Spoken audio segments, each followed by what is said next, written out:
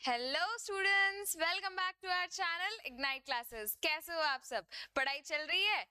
आज हम लोग यहाँ पे अपना जितना भी पीवाई की क्वेश्चंस कर रहे हैं उन सभी का समरी देखने वाले हैं और हम लोगों ने यहाँ पे जो लास्ट क्लास किया था वो उसके आगे वाला चैप्टर देख रहे हैं।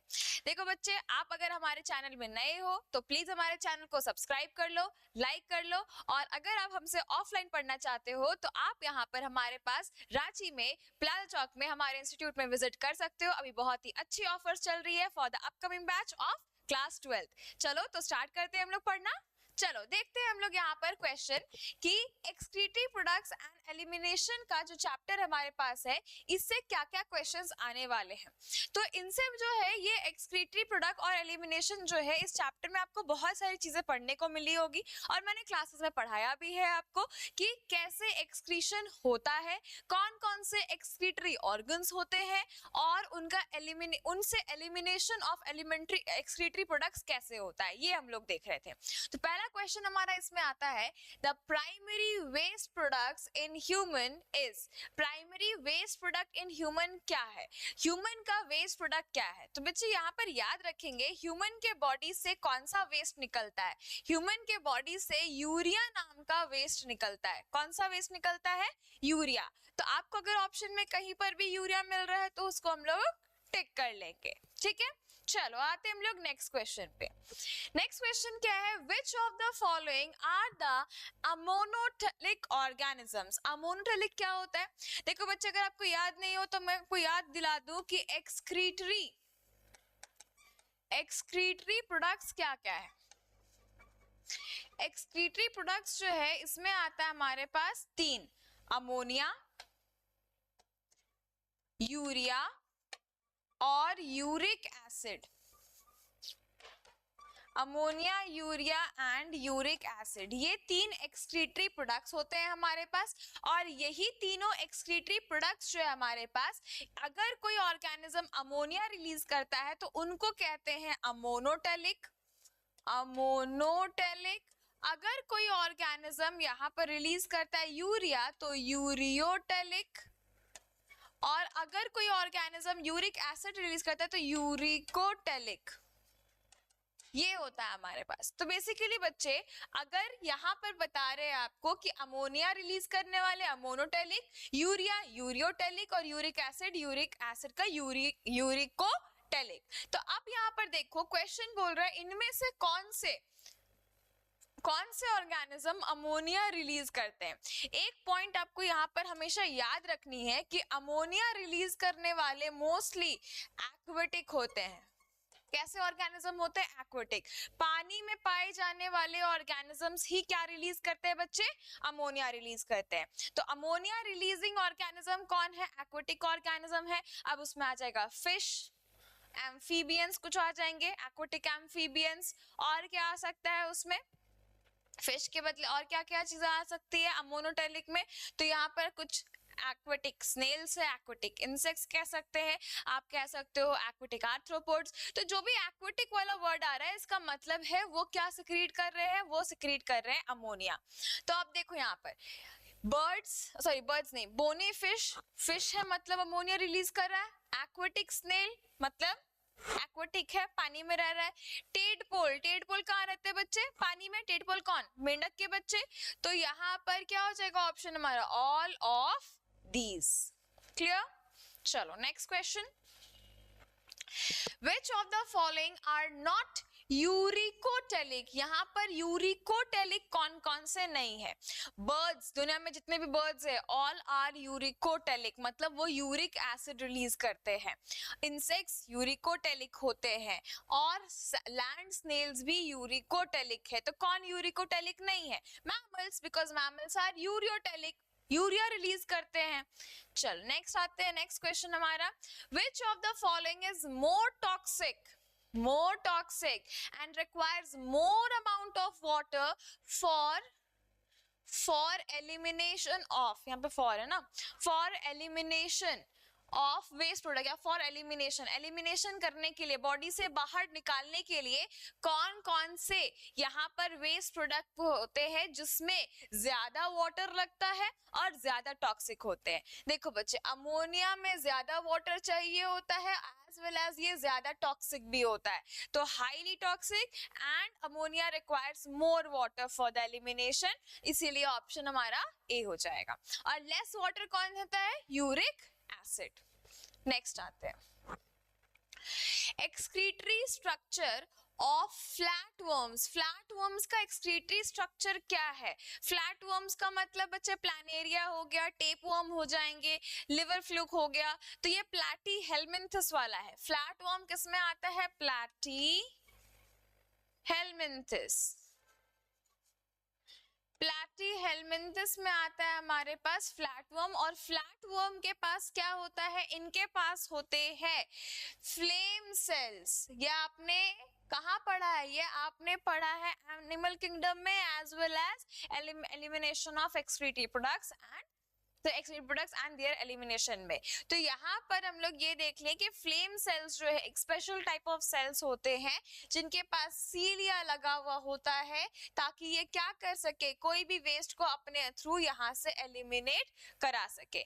तो ये जो है ये हमारे पास एक्सक्रीटरी स्ट्रक्चर हो जाएंगे किसके? फ्लैटवर्म्स के। सेम अगर मैं बोलूं एक्सक्रीटरी स्ट्रक्चर ऑफ फ्लैटवर्म, नहीं तो अगर मैं बोल दूं और अर्थवर्म, नॉट और, यहाँ पे और लिखना डिफरेंट जाएगा। क्वेश्चन अगर आ जाए आपसे या तो प्लैटी हेलमिंथस या फिर आपको क्या देते हैं यहाँ पे, मान लीजिए अर्थवर्म।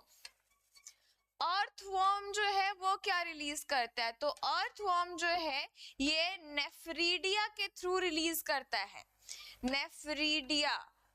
अगर ये क्वेश्चन छूट गया होगा तो फिर भी आप यहाँ पर क्या कर लो, स्टार मार्क कर लो। क्यों? क्योंकि अर्थवर्म क्या सिक्रीट, अर्थवर्म की बॉडी से जो एलिमिनेशन होता है या एक्सक्रीटरी ऑर्गन जो है इसका, वो है नेफ्रीडिया। याद रहेगा नेफ्रीडिया। नेक्स्ट क्वेश्चन पे आते हैं, the nephron which has long loop of Henley and runs through the medulla. कौन सा नेफ्रॉन के पास लॉन्ग लूप ऑफ हेनले है और वो पूरे के पूरे मेडुला से ऐसे होते हुए जाता है? तो इसमें से कौन सा होगा, ऐसा बता सकते हैं आप? नेफ्रॉन जो है बच्चे दो तरह के होते हैं, 80% कॉर्टिकल पाए जाते हैं और 20% जो हमारे पास पाए जाते हैं वो जक्स्टा मेडुलरी है। ये आप देखेंगे, एक डायग्राम मैंने बनाया आपके लिए, जक्स्टा मेडुलरी नेफ्रॉन है और ये हमारे पास कॉर्टिकल नेफ्रॉन है। ये हमारे बॉडी में टोटल नेफ्रॉन में 80% है और ये हमारे टोटल नेफ्रॉन में सिर्फ और सिर्फ 20% है। अब आपसे कह रहा है कौन सा नेफ्रॉन जिसका लूप ऑफ हेनले काफी लंबा है और वो पूरा मेडुला के अंदर तक जाता है, यहाँ भी मेडुला में है बट काफी छोटा है। तो ऑप्शन आपका क्या सही होगा? जक्स्टा मेडुलरी नेफ्रॉन, मेडुला वाला नेफ्रॉन, लंबा लूप ऑफ हेनले, मतलब juxtamedullary nephron. Option B सही है। ठीक है, आगे बढ़े, चलो नेक्स्ट क्वेश्चन पे आते हैं हम लोग। The process of removal of urine, removal of urine का मतलब यूरिन को बॉडी से बाहर निकालना। रिमूवल ऑफ यूरिन का जो प्रोसेस है इसमें से कौन सा है? अब आप बोलोगे अल्ट्राफिल्ट्रेशन है, रीएब्जॉर्प्शन, सिक्रीशन या मिक्सचरेशन। तो बच्चे याद रखेंगे मिक्सचरेशन। मिक्सचरेशन को ही हम लोग क्या कहते हैं? यूरिनेशन। यूरिनेशन मतलब जो यूरिन रिलीज करेगा, बॉडी से बाहर निकालेगा। ठीक है, आगे बढ़े। Next, dash is not a component of urine. इनमें से कौन सा यूरिन का कंपोनेंट नहीं है? इनमें से कौन सा यूरिन का कंपोनेंट नहीं है? आप बताओ यूरिन का कंपोनेंट कौन नहीं, किस इनमें से क्या चीजें यूरिन में नहीं पाई जाएगी? यूरिक एसिड होता है यूरिन में, यूरिया बिल्कुल होता है, वाटर के बिना तो यूरिन ही नहीं। तो क्या नहीं होना चाहिए? ग्लूकोज नहीं होना चाहिए, बिकॉज ग्लूकोज गेट रीएब्सॉर्ब, तो ग्लूकोज नहीं होना चाहिए। Glucose is not a component of urine. Clear? चलो आते हैं नेक्स्ट क्वेश्चन पे।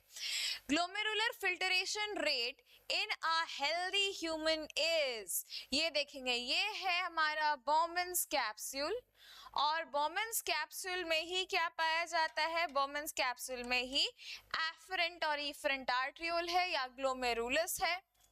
ये स्ट्रक्चर है हमारे ग्लोमेरुलस का, this is afferent arteriole, this is efferent arteriole, और ये नेट लाइक स्ट्रक्चर जो यहाँ पर है बहुत सारे ब्लड कैपिलरीज का, this is glomerulus.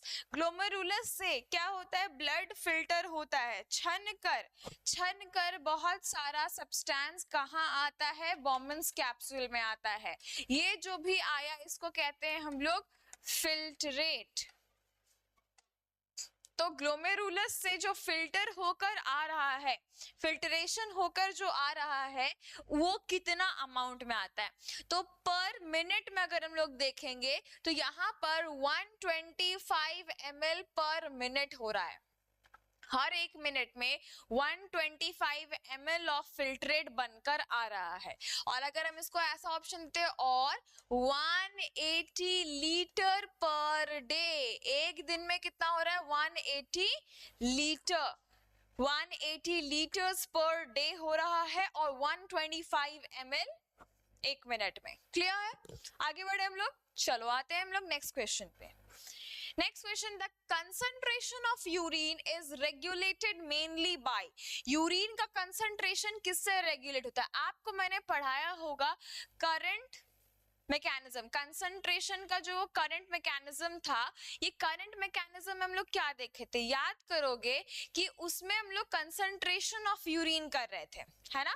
Counter current mechanism में कंसंट्रेशन ऑफ यूरिन हो रहा था, जिसमें सबसे ज्यादा एब्जॉर्प्शन ऑफ वाटर कहाँ से हुआ है, सबसे ज्यादा absorption of water loop of Henley से हुआ है, फिर डीसीटी और फिर कलेक्टिंग डक्ट। तो यहाँ पर याद रखेंगे सबसे ज्यादा रीएब्जॉर्प्शन फिर कहाँ से हो रहा है, लूप ऑफ हेनले से। अगर कंसंट्रेटेड यूरिन बनाना है तो, यूरिन अगर कंसंट्रेटेड बनाना है तो कहाँ से हो रहा है रीएब्जॉर्प्शन, लूप ऑफ हेनले से होगा।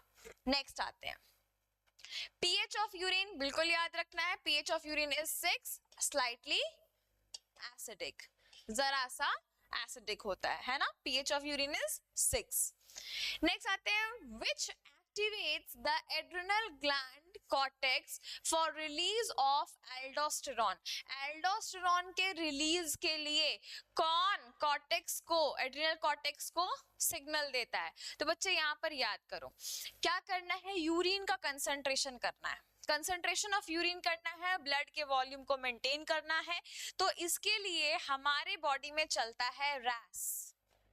क्या चलता है, रैस। रैस मैकेनिज्म में आता है रेनिन, एंजियोटेंसिन, एल्डोस्टेरॉन सिस्टम। तो ये जो तीन हार्मोन्स हमें दिख रहे हैं, ये तीनों हार्मोन कैसे रिलीज करते हैं, अगर मैं आपको थोड़ा सा रैस के बारे में पढ़ाती हूँ, देखते हैं थोड़ा सा रैस के बारे में। What is रैस? रैस का मतलब होता है रेनिन, एंजियोटेंसिन, एल्डोस्टेरॉन मैकेनिज्म या एल्डोस्टेरॉन सिस्टम, ये इसका फुल फॉर्म है, जिसमें रेनिन, एंजियोटेंसिन और एल्डोस्टेरॉन तीन अलग अलग हार्मोन्स यूज किए गए हैं। कैसे काम करता है बच्चे, देखते हैं हम लोग यहाँ पर। Is it visible? चलो देखते हैं काम कैसे करता है। हमारे बॉडी में क्या पाया जाता है, तो अभी जस्ट मैंने आपको बताया बॉमन्स कैप्सूल है, बॉमन्स कैप्सूल में पाया क्या जाता है, इसमें पाया जाता है हमारे पास ग्लोमेरुलस। ग्लोमेरुलस के पास यहाँ पर क्या प्रेजेंट होते हैं, स्पेशल टाइप ऑफ सेल्स होते हैं, कुछ special type of cells present होते हैं जिसको हम कहते हैं जेजी सेल्स। और डीसीटी में भी कुछ special type of cells present होते हैं, इनको हम लोग कहते हैं मैक्यूला डेंसा। ये है मैक्यूला डेंसा, ये दोनों सेल्स है, इन दोनों को हम लोग मिलाकर क्या कहते हैं, इन दोनों को मिलाकर कहते हैं juxta glomerular apparatus, juxta glomerular apparatus. ठीक है, अब यहाँ पर समझते हैं कि कैसे काम हो रहा है। तो हमारे बॉडी में अगर ब्लड वॉल्यूम गिर जाता है, ब्लड वॉल्यूम डिक्रीज हो जाता है, ग्लोमेरुलर फिल्ट्रेट रेट डिक्रीज हो जाता है, ब्लड प्रेशर डिक्रीज जाता है तो हमारे बॉडी से क्या होता है, ये जो जेजी सेल्स है इनको मैसेज मिलता है, क्या करते हैं यहाँ पे मैक्यूला डेंसा जो है, मैक्यूला डेंसा स्टिमुलेट करता है, स्टिम्युलेटेड खुद स्टिमुलेट हो जाता है और फिर ये क्या करता है, जे जी सेल्स को स्टिमुलेट करता है, स्टिमुलेट करता है। ठीक है, तो मैक्यूला डेंसा को पता चलता है कि अच्छा ग्लोमेरुलर फिल्ट्रेट रेट घट गया है, तो ये क्या बोलता है, ये जेजी सेल को मैसेज भेजता है कि फिल्ट्रेट रेट घट चुका है। तो अब जेजी सेल्स क्या करते हैं, ये रिलीज करते हैं एक हार्मोन जिसका नाम है रेनिन। ये रेनिन जो है ये कहाँ रिलीज होगा, ये होगा रिलीज ब्लड में। अब ये रेनिन ब्लड से कहाँ जाएगा, ये रेनिन ब्लड में ही एक special type of hormone protein presence जिसका नाम है एंजियोटेंसिनोजेन। ये एंजियोटेंसिनोजेन जो इनएक्टिव फॉर्म में है इसको कन्वर्ट करा देता है इनटू एंजियोटेंसिन 1। ये एंजियोटेंसिन 1 जो है ये भी ब्लड में ही बना है, कहाँ से आया है, ये बनकर आया है लिवर से। एंजियोटेंसिनोजेन लिवर से बन के आता है कहाँ, ब्लड में, और ब्लड में ही ये रेनिन क्या कर रहा है, ये रेनिन इसको कन्वर्ट करा रहा है, ये रेनिन एंजियोटेंसिन को कन्वर्ट करा रहा है इनटू एंजियोटेंसिन 1। अब देखो बच्चे, ये एंजियोटेंसिन 1 क्या करेगा, ये एंजियोटेंसिन 1 जो है अब ये पूरे बॉडी में सर्कुलेट होता है और ये जाता है कहाँ, ये जाता है हमारे लंग्स में। जब ये ब्लड लंग्स में जाता है जिसमें एंजियोटेंसिन 1 बना हुआ है, वहां पर इसको मिलते हैं स्पेशल टाइप ऑफ एंजाइम जिसका नाम है एंजियोटेंसिन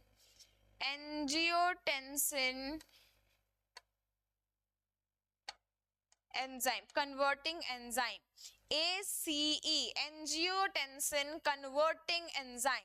एंजियोटेंसिन कन्वर्टिंग एंजाइम क्या करता है, ये है कहाँ पर, ये है लंग्स में, लंग्स से निकलता है और ये क्या करता है, एंजियोटेंसिन जो ब्लड में था उसको कन्वर्ट कर देता है नाउ इन एंजियोटेंसिन 2। अब ये जो एंजियोटेंसिन 2 बना, ये एंजियोटेंसिन 2 क्या करता है, ये जाता है कहाँ, एड्रिनल कॉर्टेक्स में, एड्रिनल कॉर्टेक्स में जाता है, ये गया एड्रिनल कॉर्टेक्स में और वहां जाकर एड्रिनल कॉर्टेक्स को क्या कहता है, इसको बोलता है कि तुम अब रिलीज कराओ एल्डोस्टेरॉन। और फिर ये एल्डोस्टेरॉन क्या करता है, ये हमारे ब्लड वॉल्यूम को मेंटेन करता है। GFR कैसे मेंटेन करता है ये पहले लिख देते हैं। ये हमारे ब्लड में जाता है और ब्लड में ही किडनी में जाकर, अब एल्डोस्टेरॉन किडनी में जाता है और किडनी में जाकर ये एल्डोस्टेरॉन क्या करता है, DCT और हमारा आ जाएगा कलेक्टिंग डक्ट, इन सबको मैसेज भेजता है कि अब यहाँ पर क्या करो, सोडियम का रीएब्जॉर्प्शन करवाओ। सोडियम रीएब्जॉर्ब होगा तो अल्टीमेटली क्या होगा, वाटर भी रीएब्जॉर्ब होगा, तो सोडियम एंड वाटर का रीएब्जॉर्प्शन करवाता है, जिसके वजह से क्या होता है, ब्लड वॉल्यूम वापस इंक्रीज, ग्लोमेरुलर ब्लड प्रेशर वापस इंक्रीज, ग्लोमेरुलर फिल्ट्रेट रेट जो है वो भी वापस इंक्रीज हो जाता है। तो ये काम चलता है हमारे किडनी में, ये है हमारा race system, this is called as race system. तो आपसे क्वेश्चन पूछ रहा है कि क्वेश्चन में हमारे यहाँ पे आ रहा है कि एड्रिनल कॉर्टेक्स को कौन एक्टिवेट किया एल्डोस्टेरॉन निकालने के लिए। तो आप यहाँ पर देखो और देखकर बताओ कि हमारे एड्रिनल कॉर्टेक्स को कौन एक्टिवेट किया। एड्रिनल कॉर्टेक्स को एक्टिवेट किया गया है by angiotensin 2। Adrenal cortex is activated by angiotensin 2 जो कि क्या कर रहा है, फिर एल्डोस्टेरॉन निकलवा रहा है। ठीक है, तो ये एक्टिवेट किया इसको, तो यहाँ पर हमारा ऑप्शन कौन सा सही हो जाएगा, एंजियोटेंसिन 2 ऑप्शन सही हो जाएगा. The adrenal cortex is regulated by angiotensin 2 to release aldosterone. Clear? आगे बढ़ते हैं हम लोग. Next, column of Bertini present in. Column of Bertini है क्या?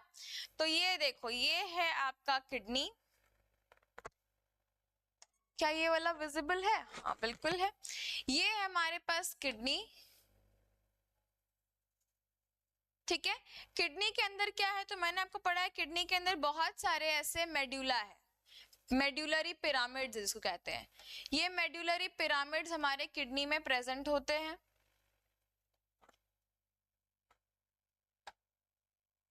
ये मेड्यूलरी पिरामिड्स प्रेजेंट है. अब ये मेड्यूलरी पिरामिड्स जो है, इनके पास क्या होता है, इनका कनेक्शन हो जाता है. इनके पास पाइपलाइन कनेक्शन होती है. ये पाइपलाइन कनेक्शन जुड़कर क्या बनाती है? पेल्विस, रीनल पेल्विस जिसको कहते हैं. और फिर यहीं से निकलता है यूरेथ्रा. पढ़ा था. अब यहाँ पर देखो आप कि कॉलम ऑफ बर्टीनी किसको कहते हैं. यहाँ पर ये तो हमारे पास कैलिसेस हो गए. अब ये वाला जो एरिया है, this is called as column of Bertini. जो मेड्यूलरी पिरामिड के बीच बीच में घुसा हुआ कॉर्टेक्स का रीजन है, that is called as column of Bertini. इनको हम कहते हैं कॉलम ऑफ बर्टीनी. ठीक है. तो कॉलम ऑफ बर्टीनी कहाँ प्रेजेंट है? Column of बर्टीनी is present in kidney. कहाँ प्रेजेंट है कॉलम ऑफ बर्टीनी? किडनी में प्रेजेंट है. ठीक है. नेक्स्ट आता है question. Diabetes mellitus can be diagnosed bye. Diabetes mellitus किससे डायग्नोस किया जाता है? बताएंगे. Diabetes mellitus is diagnosed bye. Diabetes mellitus क्या है पहले तो ये समझते हैं. डायबिटीज मेलाइटस जो है ये एक्चुअली एक डायबिटीज का टाइप है जिसमें कि क्या होता है, ज्यादा इंसुलिन की कमी हो जाने के वजह से ब्लड ग्लूकोज लेवल बढ़ जाता है. तो यहाँ पर आप बताओ डायबिटीज मेलाइटस किसके प्रेजेंस के वजह से होता है और डायबिटीज इंसिपिडस किसके प्रेजेंस से होता है? बहुत बच्चे कंफ्यूज रहते हैं. एडीएच की कमी के कारण इंसिपिडस होता है और मेलाइटस जो है ये इंसुलिन की कमी के कारण होता है. तो यहाँ पे diabetes mellitus can be diagnosed by the presence of dash in urine. Urine में क्या मिलेगा जिसके वजह से पता चलेगा कि उसको डायबिटीज मेलाइटस है? तो डायबिटीज मेलाइटस इसको है, उसके यूरिन में बहुत सारा ग्लूकोज मिलेगा. क्यों? क्योंकि ब्लड में ग्लूकोज ज्यादा है तो वो फिल्टर होकर किडनी में आता है. फिल्ट्रेट के फॉर्म में रीएब्जॉर्प्शन पूरा नहीं हो पाता, कुछ बच जाते हैं और वो यूरिन के थ्रू बाहर आ जाते हैं. तो यहाँ पर ग्लूकोज मिलता है जिसको डायबिटीज मेलिटस हो गया है उसके यूरिन में. नेक्स्ट आते हैं. Which of the following is responsible for maximum reabsorption? Maximum reabsorption कहां से हो रहा है? मैक्सिमम रीएब्जॉर्प्शन हो रहा है हमारे पीसीटी से. कहां से हो रहा है? पीसीटी से, प्रॉक्सिमल कॉन्वोल्यूटेड ट्यूब्यूल से. ठीक है. मैक्सिमम रीएब्जॉर्प्शन हमारा वाटर का भी मैक्सिमम रीएब्जॉर्प्शन है. 70 to 80% ऑफ आयंस का भी रीएब्जॉर्प्शन है. ग्लूकोज है, न्यूट्रिएंट्स है, सबका रीएब्जॉर्प्शन सबसे ज्यादा कहां हो रहा है? पीसीटी में हो रहा है, प्रॉक्सिमल कॉन्वोल्यूटेड ट्यूब्यूल में. Next, the yellow colour of urine. Urine का जो येलो कलर है वो किसके वजह से आता है? यूरोक्रोम के वजह से. यूरिन का येलो कलर किसकी वजह से आता है? यूरोक्रोम या यूरोवर्डिन. ठीक है, ये तो नहीं लिखा है लेकिन यूरोक्रोम और यूरोवर्डिन के वजह से येलो कलर आता है. Next, the hormone renin is produced by. Renin किससे निकल रहा है? एंड रिस्पॉन्सिबल टू, और करता क्या है? अभी जस्ट अभी हम लोगों ने रैस सिस्टम पढ़ा. रैस सिस्टम में रेनिन किससे निकल रहा है बच्चे? जेजी सेल से निकल रहा है ना. और ये क्या करता है? ये एंजियोटेंसिनोजेन को एक्टिवेट करता है इनटू एंजियोटेंसिन 1 है. चलो देखते हैं यहां पर.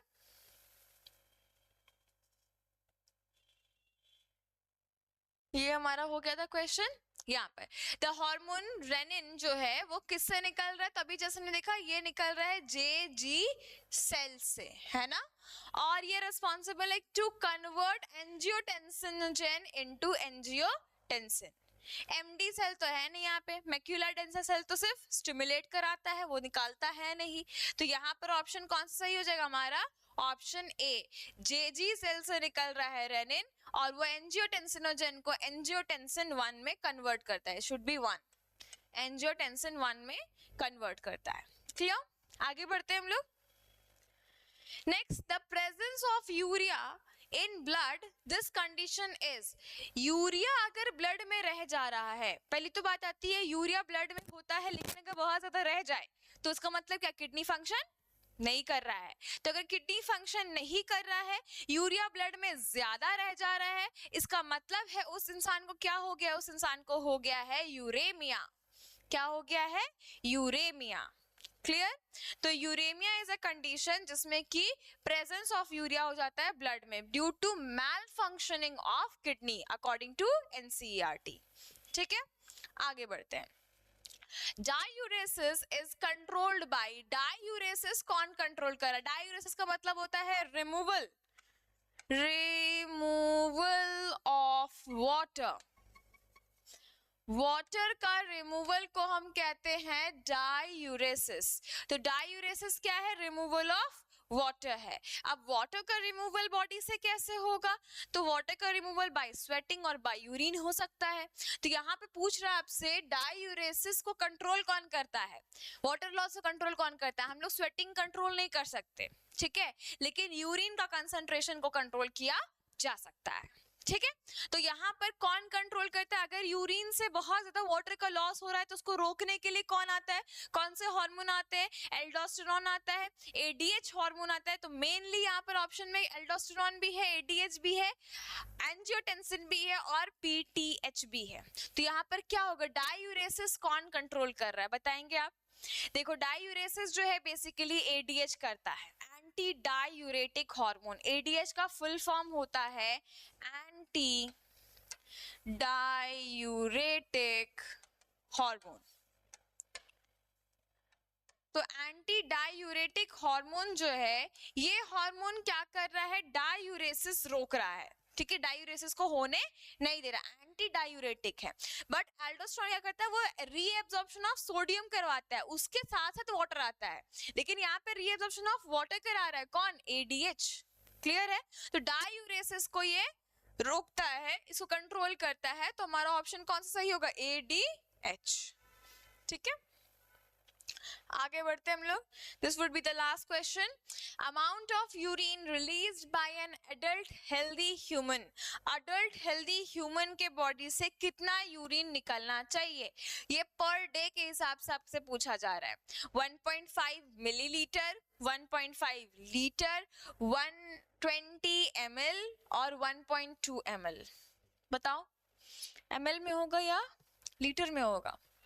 ऑब्वियसली बात है 1.5 लीटर। हालांकि कहा जाता है कि 180 लीटर पर डे क्या निकलता है? GFR निकलता है, GFR होता है, ठीक है, जिसमें से 99% जो है ये क्या हो जाता है? रीएब्सॉर्ब,